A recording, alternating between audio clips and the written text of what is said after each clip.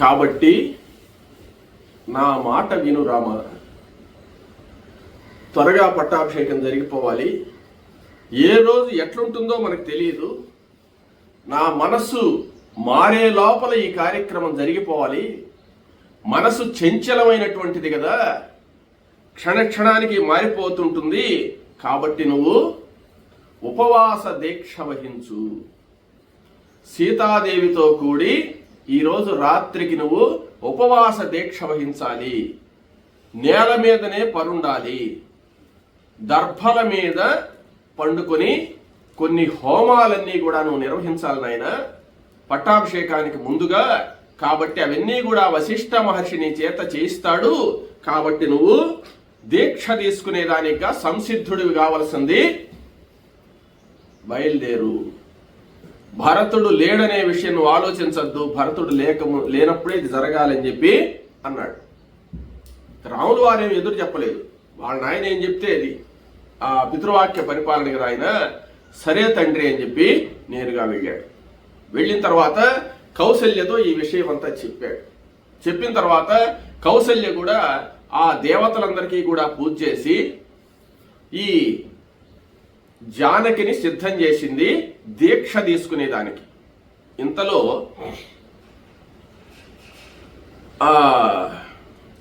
లక్ష్మణస్వామి వచ్చాడు అక్కడికి. లక్ష్మణస్వామిని చూసి రాములు వారు చెప్తున్నాడు, లక్ష్మణ, నేను పట్టాభిషేకం చేసుకోబోతున్నాను. నాతో పాటు నీవు కూడా కలిసి పరిపాలించు అన్నాడు. అంటే అన్నకు పట్టాభిషేకం చేస్తున్నారు, నాకు చేయడం లేదనేది కాదు. నా పట్టాభిషేకం నీ పట్టాభిషేకం ఒకటేనయ్యా, ఇద్దరికి ఏం తేడా లేదు. నేను రాజును అని చెప్పి ఇదేమి లేదు. రాజ్యం అందరిది. అటువంటి తత్వం రామచంద్రమూర్తి అనమాట. ఇద్దరం కలిసి పరిపాలిస్తాము అని చెప్పి అన్నాడు. భరతుడు వచ్చినా కూడా భరతుడికి కూడా అదే చెప్తాడు రాములు వారు. ఆ విషయం అందరికీ తెలుసు. సరేనని చెప్పి ఆ లక్ష్మణస్వామి నమస్కారం చేశాడు.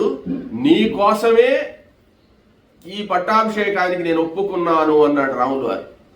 ఏమంటే మనం పరిపాలన చేయాలంటే ఎందువల్ల ఒప్పుకున్నానంటే, నాకైతే రాజ్యాధికారం మీద ఆశ లేదు, కానీ మనందరం ఉన్నాం కాబట్టి మీరందరూ అనుకూలంగా ఉంటారు, మనందరం కలిసి రాజ్య పరిపాలన చేసుకుందామనే ఉద్దేశంతో పెద్దవాణ్ణి కాబట్టి నాకు కిరీటం పెడుతున్నారు కాబట్టి నేను ఒప్పుకున్నాను. రాజ్యం నాదొక్కడిదే కాదు, మనందరిది అని చెప్పి రాములు వారు చెప్పాడు. చెప్పి ఆయన మనస్తత్వమే అటువంటిది. రామో విగ్రహవాన్ ధర్మ, ధర్మమే రాములు వారు కదా. చెప్పిన తర్వాత సరే, ఈ మాటలు మాట్లాడుకునే సందర్భంలోనే వశిష్ఠ మహర్షి ఆయన దగ్గరికి వెళ్ళాడు, దశరథ మహారాజు దగ్గరకు. దశరథ మహారాజు వెంటనే రామచంద్రమూర్తి దగ్గరకు వెళ్ళి రామచంద్రమూర్తికి దీక్ష ఇప్పించి రావాల్సిందే అని చెప్పాడు. రాజాజ్ఞ. వెంటనే వశిష్ఠుల వారు రాముల వారి దగ్గరికి వచ్చాడు. రామచంద్రమూర్తి దగ్గరికి వచ్చి ఆ రామచంద్రమూర్తిని దీక్ష తీసుకోవడానికి సిద్ధంగా అమ్మన్నాడు. సిద్ధం కావడం అంటే ఇదంతా ఎప్పటి లోపల జరిగిపోయిందంటే ఉదయం 10 లోపలే జరిగిపోయింది. ఇదంతా 10-11 లోపల త్వరగా చేయాలి కదా. వచ్చేసి ఇంకా సీతను స్నానం చేయమన్నారు. సీత స్నానం చేసేసిన తర్వాత అంటే ఈరోజు ఉదయం 10, 10:30, 11, 12 మధ్య ఇదంతా జరుగుతుంది. రేపు ఉదయం పట్టాభిషేకం అన్నమాట. తర్వాత ఆయన ఏం చేశాడంటే స్నానం చేసేసి ఆ శ్రీ మహావిష్ణువు అంటే రామచంద్రమూర్తి స్నానం చేశాడు, సీతాదేవి స్నానం చేసింది, వశిష్ఠ మహర్షి అక్కడ ఉన్నాడు. వచ్చిన తర్వాత వాళ్ళ చేత ఆ నారాయణ ప్రీతిగా ఒక హోమం చేయించాలన్నమాట. హోమం చేయించడానికే ముందు అక్కడ కూర్చుని అక్కడ చేయాల్సినటువంటి పుణ్యాహవాచనాది కార్యక్రమములు, గణపతి పూజాది కార్యక్రమాలు ఇవన్నీ కూడా వశిష్ఠ మహర్షి జరిపించాడు. జరిపించేసి నారాయణ ప్రీతిగా హవిస్సు, ఒక హవిస్సు అంటే ఒక పొంగల్ అనుకోండి, ఆజ్యము, ఈ 2 తీసుకోమన్నాడు. అప్పుడు ఎందువల్ల విష్ణుమూర్తికి హోమం చేస్తున్నారు అంటే రాజు కాబోతున్నాడు కాబట్టి. నా విష్ణు పృథివీపతి అంటే విష్ణువు యొక్క అంశ లేకపోతే రాజు కాడనమాట. విష్ణు అంశ ఉంటేనే రాజు అవుతాడు. కాబట్టి విష్ణుమూర్తి ప్రీతిగా ఇక్కడ హోమం చేస్తున్నారు. రామచంద్రమూర్తి చేత హోమం చేపిస్తున్నాడు ఆయన. ఆ విష్ణు మంత్రాలతో ఆ రామచంద్రమూర్తి చేత హోమం జరిపించిన తర్వాత ఆజ్యంతో హోమం చేశారు, హవిస్తో కూడా హోమం చేశారు. చేసిన తర్వాత అక్కడ విష్ణు సన్నిధిలో, విష్ణు సన్నిధి అంటే వాళ్ళ యొక్క కులదైవం అయినటువంటి కులధనమైనటువంటి శ్రీమన్నారాయణమూర్తి ఉన్నాడని చెప్పాను కదా, దేవాలయము అన్నాడు. దేవాలయము అంటే మనమేమనుకుంటామంటే వాళ్ళ యొక్క దేవ మందిరమేది.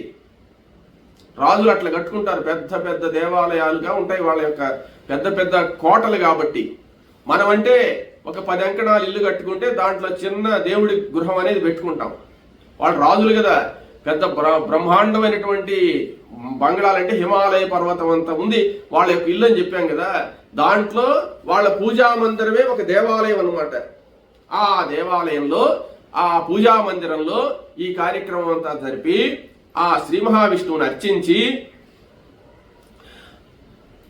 ఆ ఆహారంగా ఏం తీసుకుంటున్నారంటే ఉపవాసం ఉండాలి ఆ రోజు. ఉపవాసం అంటే ఏం తినకూడదు. కానీ ఇక్కడ రామచంద్రమూర్తిని వశిష్ఠ మహర్షి ఏం చెప్పాడంటే ఆ చెరువు అంటే హవిస్సు ఉంది కదా, హోమం చేసినటువంటి ఆ పొంగలి, ఆ హవిస్సును తినమని చెప్పాడు. హోమం చేయగా మిగిలినటువంటిది ప్రసాదం కాబట్టి ఆ ప్రసాదాన్ని తినవచ్చు. కాబట్టి ఆ ప్రసాదాన్ని సీతారాములిద్దరు కూడా భుజించారు. భుజించిన తర్వాత మీరు మౌనంగా ఉంటూ ఏ విధమైనటువంటి అనవసరమైనటువంటి ప్రసంగాలు చేయకుండా మౌనంగా ఉంటూ భగవన్నామస్మరణ చేసుకుంటూ పెద్ద బాధ్యతను స్వీకరించబోతున్నారు. కాబట్టి ఆ పరమేశ్వరుడి యొక్క శ్రీ మహావిష్ణు అనుగ్రహం ఉండాలి. కాబట్టి ఆయన స్మరణ చేసుకుంటూ ఈరోజు ఉపవాసం ఉంటూ, ఉపవాసము, ఉప అంటే సమీపం, వాసం అంటే వసించడం, ఆ శ్రీ మహావిష్ణువు యొక్క సమీపంలోనే ఉంటూ మీరు శయనించేది కూడా దర్భలు పరుచుకొని కటిక నేల మీద, దర్భల మీద మీ భార్యాభర్తలిద్దరూ కూడా పండుకోవాలి అని చెప్పాడు. సరేనన్నారు. మధ్యాహ్నం హోమం అయిపోయింది. ఇంకా సాయంత్రం వీళ్ళు ఏదైనా దేవుడి గురించి మాట్లాడుకుంటూ సాయంత్రం నిద్ర చేసేది కూడా దేవుడి సన్నిధిలోనే చెయ్యాల. అప్పుడు వశిష్ఠ మహర్షి రామచంద్రమూర్తి స్నేహితులను కొంతమందిని పిలిచాడు. పిలిచి, నాయన వీళ్ళతో ఏదన్నా మంచి మాటలే మాట్లాడుతుండండి, వీళ్ళు కొత్తగా పెళ్ళైనటువంటి వాళ్ళు కాబట్టి వీళ్ళు ఈ నియమనిష్టలు పాటించలేక ఏమన్నా పొరపాట్లు చేస్తారేమో మీరు గమనించి స్నేహితులుగా ఉండేటువంటి వాళ్ళు ఆయన యొక్క దీక్షకు భంగం లేకుండా మీరు జాగ్రత్తగా చూసుకోవాల్సింది స్నేహితులు చెప్పాడు. ఇది స్నేహితుల లక్షణం. ఎదుటివాడి యొక్క మంచిని కాపాడేదానికి ప్రయత్నం చేయాలే కానీ స్నేహితులు ఆ చెడ్డ పనుల వైపు స్నేహితులు లాక్కోపోవడం అనేది ధర్మం కాదని చెప్తున్నాడు ఇక్కడ. వాళ్ళు రామచంద్రమూర్తి యొక్క స్నేహితులు అంటే ఇంకెటువంటి వాళ్ళు ఉంటారు, చాలా మంచి వాళ్ళు కదా, వాళ్ళందరూ కలిసి చేస్తున్నారు. అలా దీక్షలో ఉన్నాడు రామచంద్రమూర్తి. సాయంత్రం అయింది. ఆ సంధ్యా అనుష్ఠానాలని కూడా చేసుకున్నారు, పండుకున్నారు. ఆయన ఇంకొక జాము అంటే 4 జాములు ఉంటాయి రాత్రికి. జాము అంటే 3 గంటలు, 4 3 12 గంటలు. అంటే మొదటి జాము అయిపోయింది 6 7 8, రెండో జాము అయిపోయింది 9 10 11, 12 1 2, 3 4 5. ఆ లాస్ట్లో 3 గంటలు ఉంది, 3 4 5 లేకపోతే 4 5 6, ఆ 3 గంటలు. ఆ 3 గంటల సమయంలో ఆ 4వ జాము సమీపించినప్పుడు వంది మాగదులందరూ కూడా వచ్చి ఆ సుప్రభాతం చెప్పారనమాట.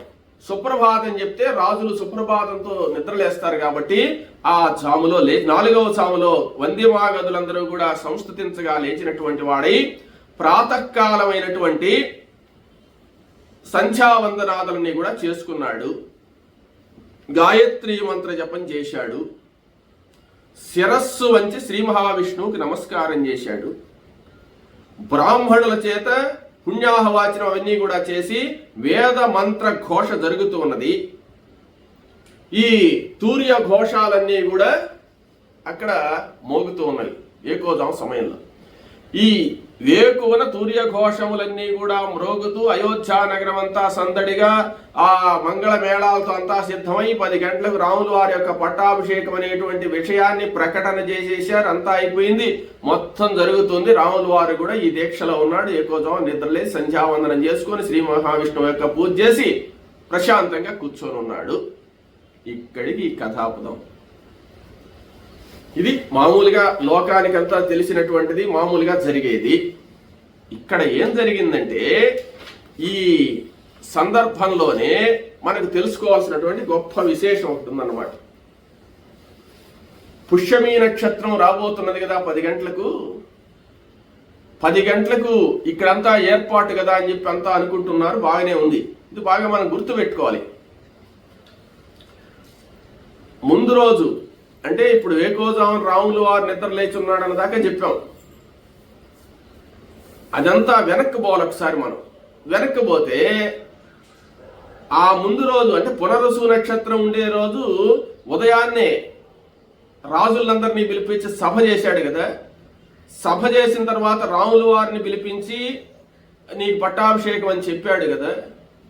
తర్వాత రాముడు మళ్ళా కౌసల్య దగ్గరికి వెళ్ళాడు. కౌసల్య దగ్గరికి వెళ్ళిన తర్వాత మళ్ళీ వీళ్ళతో మాట్లాడి మళ్ళీ రేపే పట్టాభిషేకం అని చెప్పి మరలా రాముడిని రెండోసారి పిలిపించాడు. చూడు, ఆ రెండవసారి రాముడు వచ్చి పోయేటప్పుడు జరిగేటువంటి హడావుడి, ఆ కౌసల్యాదేవి యొక్క దాన ధర్మాలు చేయడం, ఈ యొక్క బహుమానాలు ఇవ్వడం, నా కొడుకు పట్టాభిషేకం అనే విషయం జరుగుతుంది. అప్పుడు సుమిత్ర, జానకి అందరూ కూడా వచ్చి ఉన్నారు. ఇక్కడేదో హడావుడిగా ఉందనే విషయం ఎవరు తెలుసుకున్నారంటే కైకేయిని పిలవలేదని కూడా చెప్పాం కదా. కైకేయిలు కొంచెం దూరంగా ఉంటుందని. ఆ కైకేయి యొక్క మిద్దె మీదకు వచ్చి మంథర అని ఉంది ఒక ఆమె. ఆ మంథర కుబ్జ అంటే ఆ పొట్టిగా ఉంటుందన్నమాట. నడుము వంగిపోయి ఉంటుంది, గూనితో ఉంటుంది. ఆమె వివాహమైనప్పుడు దశరథ మహారాజు కైకేయిని వివాహం చేసుకున్నప్పుడు కైకేయి కూడా వచ్చిందనమాట. కైకేయి యొక్క సేవకురాలు ఆమె. ఆమె కైకి అంటే చాలా ఇష్టం ఆమెకు. ఆమె ఎవరు అంటే ఈ రావణ సంహారం కోసంగా వానరులు వాళ్ళందరూ కూడా వాళ్ళ అంశాలతో పుట్టారు కదా. అప్పుడు బ్రహ్మదేవుడు ఏం చేశాడంటే దుందుభి అనేటువంటి గంధర్వకాంతను పిలిచాడు.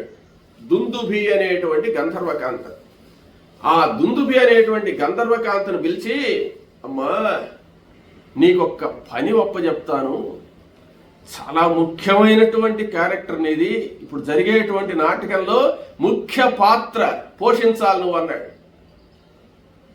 ఏంది మహానుభావాన్ని, నువ్వు మంథరగా పుట్టాలా, నువ్వు గంధర్వకాంతవు, ఒప్పుకున్నాను, అందగత్తెవు, అయినా కానీ దేవకార్యం కోసంగా ఒక సహాయం చేయి తల్లి అని అడిగాడు. అప్పుడు ఆమె అన్నది,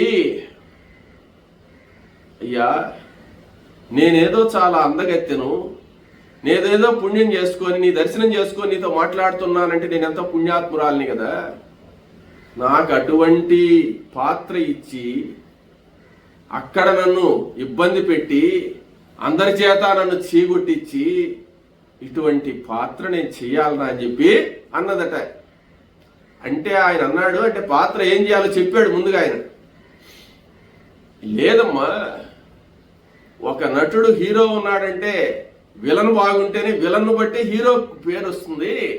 ఆ విధంగా నువ్వేందంటే ఇక్కడ నీ నటన, నువ్వు చేసేటువంటి నీ పాత్రలో లీనమైపోయి నువ్వు చేస్తుంటే అప్పుడు జనాలకంతా కూడా మేమంతా సంతోషిస్తాము.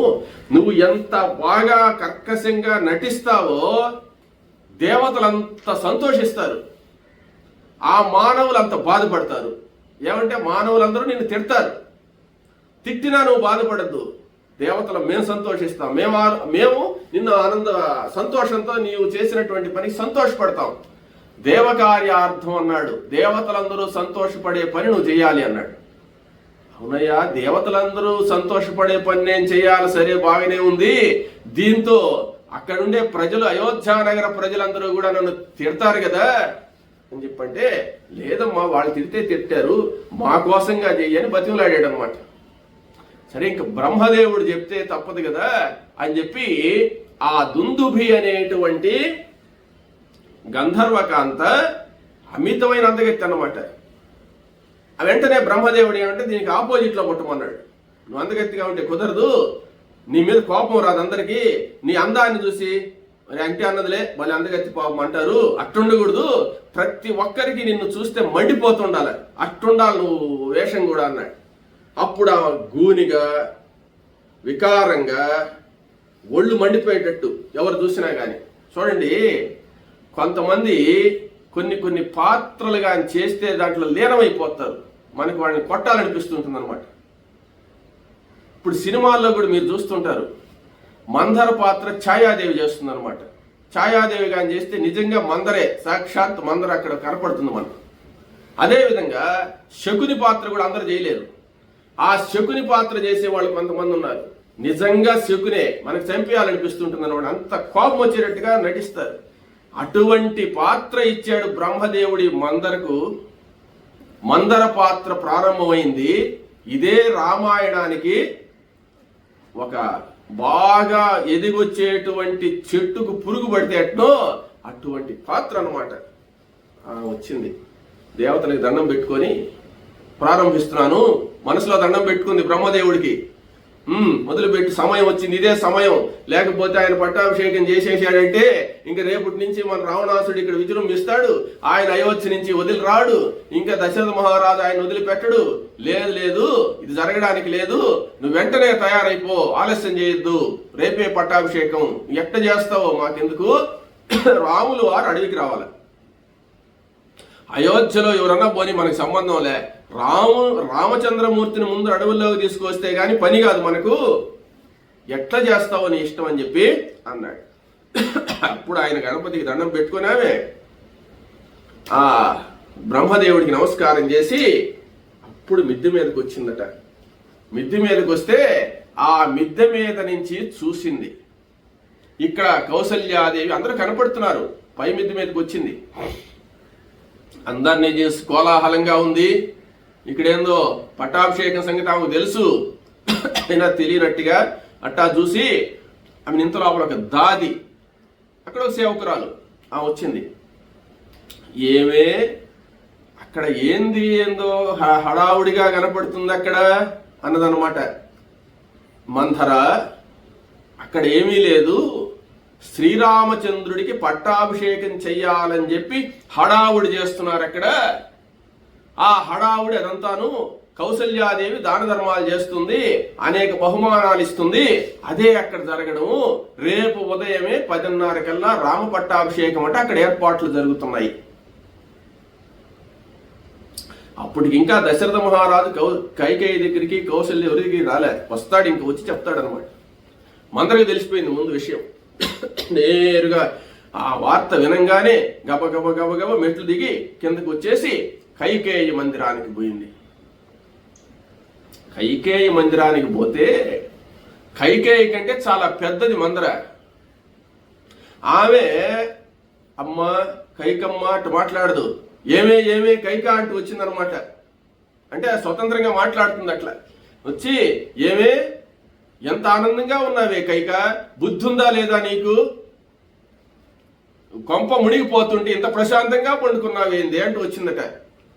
కైక ఉలిక్కిపడి లేచి, ఏంది మందరి ఈ సమయంలో వచ్చింది, ఆమె 10-10:30 అప్పుడు పండుకోంది గమ్మున, ఏమైంది అన్నది. ఏమైందా, అక్కడ కొంపలు మునిగిపోతుంటే ఇక్కడ నువ్వు ప్రశాంతంగా పండుకోన్నావా అని చెప్పి అన్నది. ఏం జరిగింది కైక మంథర అన్నది. అంటే ఏమీ లేదు, నీ సవతి ఉందే కౌసల్య, ఆ కౌసల్య కొడుకు రాముడు ఉన్నాడే, ఆ రాముడికి పట్టాభిషేకం అంటే రేపు అక్కడ ఆనందంగా అన్ని చేస్తున్నారు. అవునా, నా రాముడికి పట్టాభిషేకమా, ఎంత శుభవార్త చెప్పావే మందర, ఎంత మంచి వార్త, ఎంత చల్లని వార్త చెప్పావే అని చెప్పి తన మెడలో ఉండేటువంటి బంగారు హారాన్ని బహుమానంగా ఇచ్చిందట మందరకు. ఎప్పుడైతే మందరకు బహుమానంగా ఇచ్చిందో మందర అనుకుంది కైకను మార్చడం చాలా కష్టం అనుకుంది. ఏమంటే ఇట్లుందే కైక, బ్రహ్మదేవుడు నన్ను ఇట్లా పంపించాడు, ఈమెను మార్చడం ఎలాగా అని చెప్పి అప్పుడు ఆమె ఇచ్చినటువంటి ఆ యొక్క ఆభరణాన్ని ఇసిరి పక్కన పారేసింది. బహుమానం తీసుకోలే. నాకు బహుమానం ఇస్తావా? రాముడికి పట్టాభిషేకం అంటే బుద్ధి ఉందా నీకు? ఎంత అమాయకంగా ఉన్నావు నువ్వు. సర్వనాశనం అయిపోతుంటే ఆలోచించుకోకుండా రామ పట్టాభిషేకానికి నువ్వు సంతోషిస్తావా? ఈ పట్టాభిషేకమే గాని జరిగితే నీకు బ్రతుకే ఉండదు. ఇంకా నువ్వు కౌసల్యకు దాసిగా బతకాలనే. నువ్వు నీ భరతుడు రాముడి యొక్క సేవకుడు అయిపోతాడు. వాళ్ళందరూ ఎంతో నీచంగా చూస్తారు నిన్ను. ప్రభుత్వం వచ్చిందాకా ప్రేమాభిమానాలు కనిపిస్తారేమో కానీ ఆ ప్రభుత్వం వచ్చిందంటే మాత్రం మిమ్మల్ని లెక్క చేయరు. కాబట్టి నువ్వు సర్వనాశనం అయిపోయేటువంటి సందర్భం దగ్గరికి వచ్చింది. నువ్వు సర్వనాశనం అయిపోతావని నేను చెప్తుంటే నాకు బహుమానం ఇస్తావేందే నువ్వు అంటే మాట్లాడుతుందన్నమాట. అని మాట్లాడేటోటికి ఆ యొక్క కైక, మందర ఏంది నువ్వు అంత నీచంగా మాట్లాడుతున్నావు? ఇంత శుభవార్త నాకు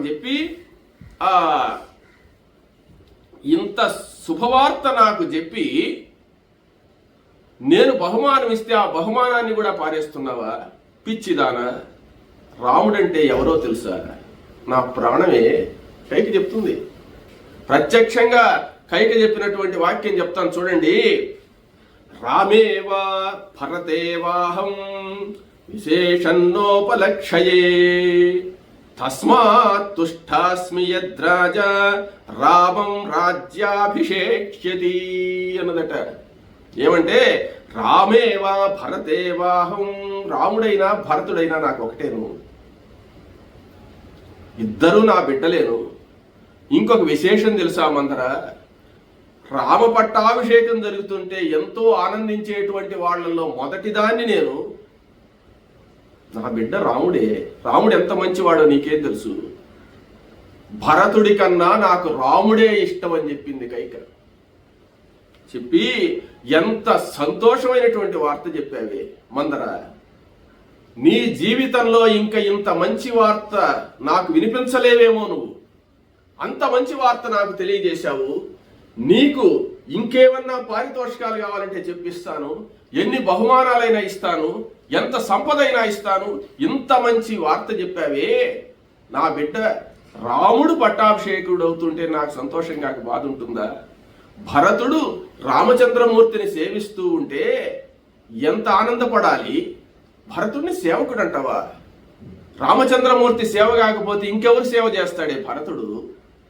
కాబట్టి భరతుడు కాదు నాకు కావాల్సింది, రాముడే కావాలి.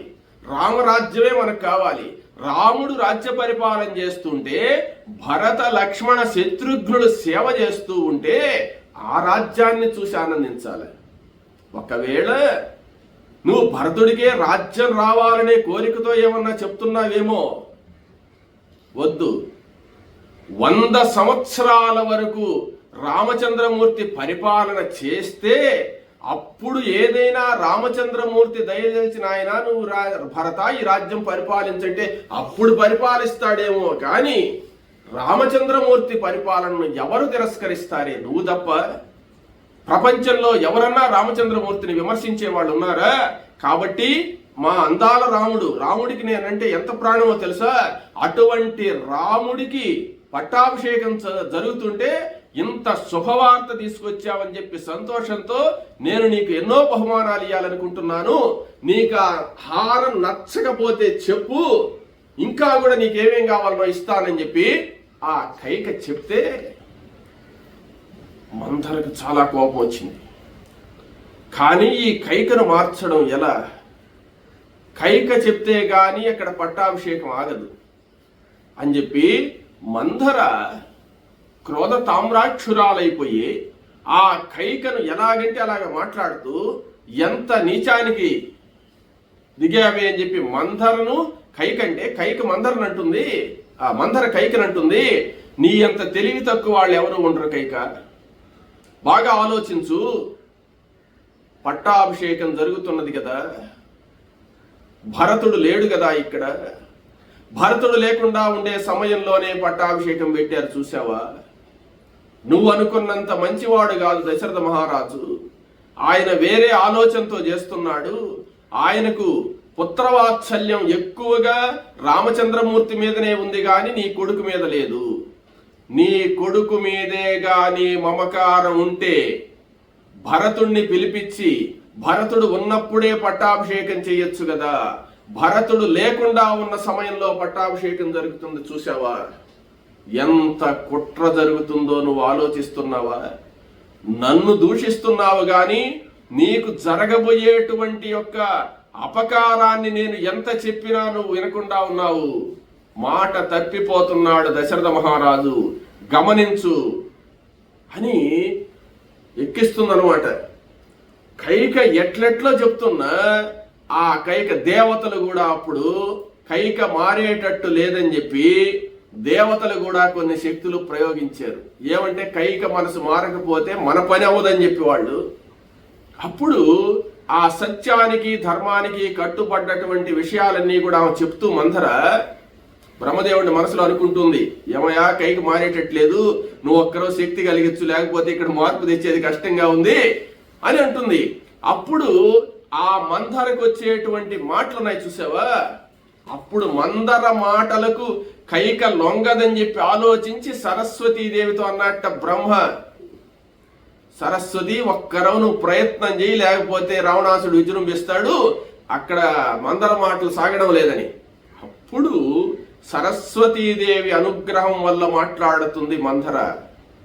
ఎలాగో తెలుసా, కైక ఇక్ష్వాకు వంశపు రాజులందరూ కూడా మాట తప్పరు అనేటువంటి విషయాన్ని తెలుసుకొని ఉన్నావు కదా నువ్వు. నీ భర్త అయినటువంటి దశరథ మహారాజు ఈరోజు మాట తప్పిపోతున్నాడు. కారణం ఏమిటో తెలుసా? పట్టాభిషేకం జరుగుతుంది. పట్టాభిషేకానికి ఏమన్నా జనక మహారాజును పిలిచాడా? మీ తండ్రి గారిని మీ సహోదరులను ఎవరన్నా పిలిచాడా? లేదు. ఒకవేళ రేపు పట్టాభిషేకం పెట్టుకున్నాడు కదా, ఈ రోజు చెప్పంపిస్తాడేమో, ఇంకా మా ఆయన నాకు చెప్పలేదు కదా, వచ్చిన తర్వాత అందరికీ చెప్పంపిస్తాడేమో అనుకుంటున్నామేమో పిచ్చిదానా. రేపు ఉదయానికి ఎట్లొస్తారు వాళ్ళు? మిథిలా నగరాన్ని నుంచి రావాలంటేనే 4 రోజులు 5 రోజులు పడుతుంది. ఇక్కడ కేకయ్య రాజ్యం నుంచి రావాలంటే 1 వారం రోజులు పడుతుంది. ఇటువంటి పరిస్థితిలో రేపు పట్టాభిషేకం ఏమిటి పిచ్చిదానా? రేపు పట్టాభిషేకం పెట్టుకోవాల్సినంత అవసరం ఏముంది? అందరూ వచ్చిన తర్వాత, భరత శత్రుఘ్నులు వచ్చిన తర్వాత మీ తండ్రి గారిని, ఆ సీతాదేవి వాళ్ళ తండ్రి గారిని అందరినీ పిలిచి చేసుకోవచ్చు, నిదానంగా చేసుకోవచ్చు కదా పట్టాభిషేకము. 1 నెల తర్వాత చేసుకోవచ్చు కదా. రేపే చేయాల్సిన అవసరం ఏముంది? బాగా ఆలోచించు కైక. ఏదో దుర్మార్గం జరుగుతుంది. రేపే పట్టాభిషేకం అన్నారంటే నిన్ను మోసం చేస్తున్నారు. సమక్షంలో అసలు భరతుడు లేకుండా పట్టాభిషేకం ఏమిటి? నీ బిడ్డ లేకుండా పట్టాభిషేకం ఏమిటి? రాముడు ఎలా ఒప్పుకుంటున్నాడు? దశరథుడు ఎలా చేస్తున్నాడు? ఆలోచించు. ఇక్కడ జరిగేది ఏమిటో తెలుసా కైక? నీ భర్త తానిచ్చినటువంటి మాట తప్పిపోతున్నాడు. ఏమంటే ఆ రోజు నీ పెళ్లి సమయంలో నిన్ను వివాహం చేసుకున్నప్పుడు నీకు పుట్టేటువంటి బిడ్డకే రాజ్య పట్టాభిషేకం చేస్తానని చెప్పాడు. కానీ ఇక్కడ 4 కొడుకులు పుట్టే సమయానికి మాట తప్పి జ్యేష్ఠుడికి పట్టాభిషేకం చేస్తున్నాడు. ఇక్కడ నువ్వు ఆలోచించాల్సిన విషయం ఏమిటంటే, నీ భర్త యొక్క సత్యవాక్య పరిపాలనను కాపాడుతావు. నీ భర్త ధర్మాన్ని తప్పాడు, అధర్మం ప్రకారం నడుచుకుంటున్నాడు, మాట తప్పినటువంటి వాడు ఇక్ష్వాకు వంశంలో పుట్టిన దశరథ మహారాజు అనేటువంటి అపకీర్తిని నీ భర్తకి ఈదలుచుకున్నావు. ఆలోచించు కైక. నీకు నీ భర్త అంటే ఇష్టం కదా, నా ప్రాణమే నా భర్త అంటే. నీ భర్తకు నువ్వంటే ఇష్టం కదా, నన్ను అభిమానించి నన్ను ప్రేమించినంతగా ఇంకా ఏ భార్యను ప్రేమించడు దశరథ మహారాజు. అంత ఇష్టమైనటువంటి దశరథుడు ఆయన అపకీర్తి పాలైతే నీకు ఇష్టమా? లేదు. ఆయన అపకీర్తి పాలు కావడానికి లేదు. అపకీర్తి పాలు అవుతున్నాడంటే వ్యామోహం, పుత్ర వ్యామోహం మీద, పుత్రుడి మీద ఉండే మమకారం మీద తాను మాట తప్పిపోతున్నాడు. అందుకే భరతుణ్ణి దూరంగా పెట్టి ఇక్కడ పట్టాభిషేకం చేస్తున్నాడు. ఆ విషయం మీ భర్తకు తెలుసు, తెలిసి కూడా మోసం చేస్తున్నాడు. కాబట్టి భర్త చేసేటువంటి చెడ్డ పని వల్ల రేపు భవిష్యత్తులో ఈ రోజు రామచంద్రమూర్తికి పట్టాభిషేకం కానీ జరిగితే కైక నీ కొడుకు జరగకపోయినా పర్వాలేదు, నాకేం ఇబ్బంది లేదు, నీ ఇష్ట ప్రకారమే పోదాం. కానీ రేపు ప్రజలందరూ ఏమంటారో తెలుసా? మీ తండ్రి గారు వాళ్ళందరూ ఏమంటారో తెలుసా? నిన్ను వివాహం చేసినప్పుడు నా బిడ్డకు పుట్టేటువంటి నా బిడ్డకు కలిగిన సంతానానికే పట్టాభిషేకం చేస్తానని ఒప్పుకుంటే నిన్ను దశరథుడికి ఇచ్చి పెళ్లి చేశారు. ఇప్పుడు మాట తప్పిపోయినాడు. మాట తప్పిపోయినప్పుడు రేపు నువ్వు పుట్టింటికి వెళ్ళినా కూడా అందరూ నిన్ను హేళన చేస్తారు. ఏమమ్మా మీ ఇంటి ఆయన ఇట్టాటోడు, నీకు బిడ్డ పుట్టినా నీకు పట్టాభిషేకం చేయలేదే, నీ బిడ్డకు ఆయన పెద్ద కొడుకు ఇచ్చుకున్నాడు, కాబట్టి మాట తప్పాడు నీ మొగుడు అని అంటే తట్టుకోగలవా నువ్వు? నువ్వు ఇష్టంగా చేసుకున్నటువంటి దశరథ మహారాజు చెడ్డ పేరు వచ్చి అందరూ విమర్శిస్తూ ఉంటే నువ్వు తట్టుకోగలవా? కాబట్టి నీ భర్తకు చెడ్డ పేరు రాకుండా కాపాడుకుంటావు. లేదు, వదిలేసుకొని రాముడిని పట్టాభిషేకం చేయనీలే, అయితే అయింది, మా ఇంటి ఆయనకి చెడ్డ పేరు వచ్చినా పర్వాలేదు, మా ఇంటి ఆయన మాట తప్పిపోయినా పర్వాలేదు, మా వంశానికి అపకీర్తి వచ్చినా పర్వాలేదు, ఆయన వ్యామోహంతో తప్పు చేస్తున్నాడు, ఆ వ్యామోహంలో మునిగిపోయినటువంటి భర్తను రక్షించాల్సిన బాధ్యత నీకున్నదా లేదా ఆలోచించుకో, ఇంతకంటే నేనేం చెప్పలేను. మంథర అయితే ఇప్పుడు ఏం చేయమంటావి అని. ఎవరైనా ధర్మానికి లొంగుతారు, అటువంటి మహాతల్లి కైక. దానికి నేను చెప్తాను కైక, నువ్వు శంబరాసురుడితో యుద్ధం చేసినప్పుడు దశరథ మహారాజు 2 వరాలు ఇచ్చున్నాడు నీకు. ఆ వరాలు ఇప్పుడు కోరు. నీ భర్త యొక్క సత్యదీక్షను కాపాడిన దాని అవుతావు, నీ భర్తకు రాబోయే అపకీర్తిని పోంగొట్టిన దాని అవుతావు, అన్ని విధాల శ్రేయస్సు వస్తుంది. కానీ నీకు చెడ్డ పేరు వస్తుంది. నీకు చెడ్డ పేరు తెచ్చుకొని నీ భర్తకు మంచి పేరు తెస్తావా? నువ్వు మంచి పేరు ఉంచుకొని, అంటే నీకు చెడ్డ పేరు వస్తే నీ భర్తకు మంచి పేరు వస్తుంది. అప్పుడు కైకన్ను నిన్ను నిందిస్తారు, అందరూ నిన్ను నిందిస్తారు, నీ భర్తను పొగడతారు, నీ భర్తను ఎవరు దూషించినప్పుడు. కానీ నువ్వు గమ్మునుండేవంటే కైక కూడా చాలా మంచిది, రామచంద్రమూర్తి అంటే చాలా ఇష్టం, ఆమెకు చాలా మంచిది అనుకుంటారు. కానీ దశరథుడిని మాత్రం దూషిస్తారు. ఏమంటే దశరథ మహారాజు చాలా దుర్మార్గుడు, మాట తప్పాడు, మాట తప్పేసి భార్య మీద వ్యామోహంతోనో లేకపోతే పుత్రుడి మీద వ్యామోహంతోనో ఇట్లా చేశాడయా, సూర్యవంశపు రాజులు కూడా మాట తప్పారనేటువంటి అపఖ్యాతి ఒకటి వస్తుంది. దాన్ని ఓర్చుకుంటావా? నువ్వు చెడ్డదానిగా 10 మంది అనుకున్నా, నువ్వు రాజ్యకాంక్ష నీకు లేకపోయినా, నీ బిడ్డకు లేకపోయినా ధర్మరక్షణ అనేటువంటిది ఒకటి ఉంది, దానికి నువ్వు లొంగకు తప్పదని చెప్పి అనేటువంటికి ఏమో బాగా ఆలోచించింది కైక. మంథర చెప్పేది కూడా ఒక ఇదిగానే ఉంది. ఆయన మాత్రం ఇప్పటికిప్పుడు పట్టాభిషేకం చేయడం దేనికి?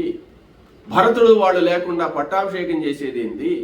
రేపు మా ఇంట్లో వాళ్ళే అడుగుతారు కదా నన్ను, మీ ఆయన తప్పు చేశాడమ్మా అని. ఈ అపకీర్తి ఎందుకు పొందుతున్నాడు ఆయన? కేవలం పుత్రవాత్సల్యం వల్ల అని అనుకుంది. ఈ పుత్రవాత్సల్యం వల్ల అనుకోని కైక మళ్ళీ ఇంకొక ఆలోచన చేసింది. దశరథ మహారాజుకు ఒక శాపం ఉంది.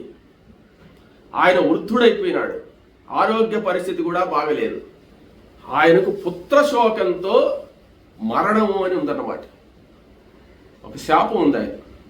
నువ్వు పుత్రశోకంతో మరణిస్తావు అన్నప్పుడు, ఒకవేళ రామచంద్రమూర్తి పట్టాభిషేకం చేసుకుంటే రామచంద్రమూర్తికి ఏమన్నా హాని కలిగితే, రాముడికి ఏమన్నా అయితే ఆ శాపం వల్ల, అప్పుడు ఆ బాధతో పుత్రశోకంతో ఆయన మరణిస్తాడేమో. కాబట్టి రాముణ్ణి దశరథుడి దగ్గర లేకుండా చేసేస్తే, భరతుణ్ణి రాజ్యంలో పెడితే, ఒకవేళ అటువంటి పుత్రశోకం ఆయనకు లభించాల్సి ఉంటే భరతుడి వల్ల వస్తుంది పుత్రశోకం. రాముడు రక్షింపబడతాడు. కాబట్టి రాముణ్ణి ఈ సమయంలో రక్షించడము అంటే ఆ సింహాసనం మీద కూర్చోకుండా చేయడమే. నా భర్తకి ఇటువంటి శాపం ఉంది కాబట్టి ఆ సింహాసనం మీద రాముణ్ణి కూర్చోనేయకుండా నా బిడ్డను కూర్చోబెడదాం, ఏదైనా హాని కలిగితే మనకే కలుగుతుంది అనేటువంటి ఉద్దేశంతో కూడా ఆమె ఆలోచించింది. చాలా దూరం ఆలోచించింది. అంటే ఇంత ప్రేమ ఉండేటువంటి ఆమె ఆ ప్రేమను చంపుకొని గట్టిగా మాట్లాడాలంటే ఎంతో మనస్థైర్యం లేని మాట్లాడలేరు అనమాట. ఇన్ని ఆలోచనలు చేసి, సరే మందర ఎట్లా చేస్తాను చెప్పు, నువ్వు చెప్పింది నాకు అర్థమైంది చెప్పాలి. అప్పుడు ఏం లేదు, నువ్వు 2 వరాలు కోరి ఉన్నావు కదా, ఆ వరాలు ఇప్పుడు అడుగు. ఇప్పుడు వస్తాడు దశరథ మహారాజు నీ దగ్గరికి విషయం చెప్పడానికి, ప్రేమగా వస్తాడు. వచ్చినప్పుడు ఆ 2 వరాలు అడుగు. 2 వరాలు అడిగితే ఇస్తాడు, ఇప్పుడు ఇవ్వడు. నువ్వేదంటే అది ఇప్పుడు కాదులే కైక, మళ్ళీ చూస్తామని ఏదో ఒకటి చెప్తాడు. అట్లా కాదు, నువ్వు ఇప్పుడే తీసుకోవాలి ఆ వరాలు. ఆ వరాలు కూడా ఏం కోరుకోవాలో నేను చెప్తాను విను. నీ ఇష్ట ప్రకారం కోరుకునేది కాదు, నేను చెప్పిన ప్రకారం కోరుకో. ఎవరు మాట్లాడిస్తున్నారు? సరస్వతీదేవి బ్రహ్మ మాట్లాడిస్తున్నారు ఆ మాటలు, లేకపోతే మందరికి ఎక్కడ వస్తాయి ఆ మాటలు? అప్పుడు అంటుంది, రామచంద్రమూర్తి 14 సంవత్సరాలు అరణ్యవాసం చెయ్యాలి. అరణ్యవాసం చేయాలి 14 సంవత్సరాలు. భరతుడు సామ్రాజ్యంలో పట్టాభిషేకం భరతుడికి చేయాలి. నా కొడుకు పట్టాభిషేకం చేయాలి భరతుడికి, రామచంద్రమూర్తి ఉండకూడదు. దశరథ మహారాజు ఏం చెప్తాడు? భరతుడికి పట్టాభిషేకం అంటే సరే చేసేస్తానంటాడు. రాముడిని కూడా ఉండి ఉంటాడు, నేను రాముడిని చూడకుండా ఉండలేను, ఉంటాడు. అట్టగోరకూడదు. భరతుడు పట్టాభిషేకం కావాలి, రాముడు అరణ్యవాసానికి పోవాలి.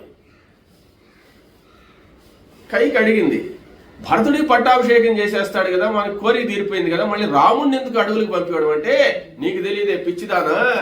సరస్వతి మాట్లాడుతుంది. రాముడు అడవికి పోకపోతే రావణాసుడిని ఎక్కడ చంపుతారు? ఇంట్లో ఉండేదానికి పట్టాభిషేకం చేసుకున్నా ఒకటి, ఇంట్లో ఉన్నా ఒకటే కదా. దేవతలు చూడండి ఎట్లా మాట్లాడిస్తున్నారు. 14 సంవత్సరాలు కానీ అరణ్యానికి పోతే 14 సంవత్సరాల లోపల నీ కొడుకు పరిపాలనా విధానం బాగా చేసి, అందరిలో భరతుడే చాలా గొప్పవాడు, బాగా పరిపాలన చేస్తున్నాడని చెప్పి రాజ్యాధికారం అంతా స్వాధీనం చేసుకుంటాడు. అప్పుడు రాముడు వచ్చినా కానీ రాముడికి పెద్ద విలువ ఉండదు, భరతుడే గొప్పవాడు అనుకుంటుంటారు. ఇప్పుడు రాముడిని కానీ ఉండిచ్చావనుకో, అందరూ రాముడి మీదనే ఉన్నారు మనసు. భరతుడిని నువ్వు ఎక్కించినా, సింహాసనం మీద కూర్చోబెట్టినా, మరి వీడు అన్యాయం చేశాడు, రాముడిని కూర్చోబెట్టాలి కదా అంటుంటారు. రాముడు ఇక్కడ లేడనుకో, అందరూ భరతుడికి అలవాటు అయిపోతారు. అప్పుడు రాముడు వచ్చినా భరతుడే బాగా చేస్తున్నాడే పరిపాలన. రాముడు ఉంటే ఏంలే, ఉంటాడు ఇంట్లో మామూలుగాను. 14 ఏళ్ల తర్వాత ఆయన వచ్చినా పక్కన కూర్చో ఉంటాడు. భరతుడే అన్ని సెట్ చేసేసుకుంటాడు. ఈ 14 ఏళ్లకు మంచి ప్రఖ్యాతిలో ఉంటాడు. ఇప్పుడు కానుంటే రాముడిని కానీ ఉండిచ్చారంటే ప్రభుత్వంలో భరతుడిని నీరు రాముడినే పెట్టిస్తారు మళ్ళీ ఎట్టయినా సరే. కాబట్టి నువ్వు బాగా ఆలోచించావు. కైకి అప్పుడు ఆలోచించింది, ప్రభుత్వంలో భరతుడే ఉండాలి.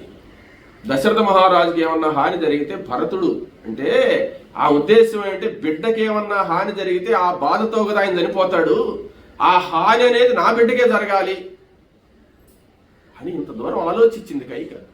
చెప్పి, సరే మందరా ఆయన అడుగుతాను, అట్లా అడిగితే ఎవడు వరాలు, నువ్వు అలక గృహంలోకి వెళ్ళిపో. అలక గృహంలోకి వెళ్ళిపోయి నువ్వు నేరుగా మంచం మీద పండుకోకుండా ఆభరణాలన్నీ తీసి పక్కన బారేసి తల విరగబోసుకొని పాత గుడ్డలు కట్టుకొని నేల మీద పండుకో ఉండాలి దశరథ మహారాజు వచ్చేటట్టు.